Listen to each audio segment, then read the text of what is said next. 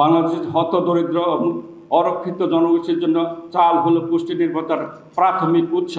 দেশের দরিদ্র জনগোষ্ঠীর পুষ্টির অধিকাংশ ক্যালোরি, প্রোটিন, মিনারেল আসে ভাত থেকে। ভাত তাদের কাছে সহজলভ্য। সাধারণ মানুষ মাংস, দুধ, ডিম, অন্যান্য পুষ্টিকর খাবার কিনতে না পারলেও ভাত নিয়মিত খেতে পারছে।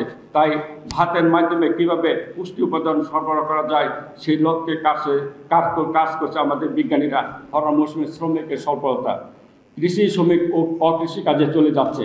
সামনে এ সংকট আরও প্রকট হবে।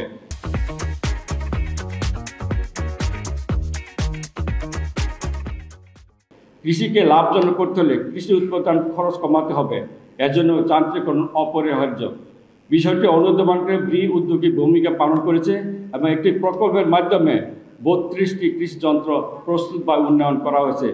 আমাদের জমি তলিতে শতভাগ যান্ত্রিকরণ হলেও ধান রোপণ, আন্তঃপরিচিত ও কর্তনের এখনও শ্রমিকের উপর নির্ভর করতে হয়।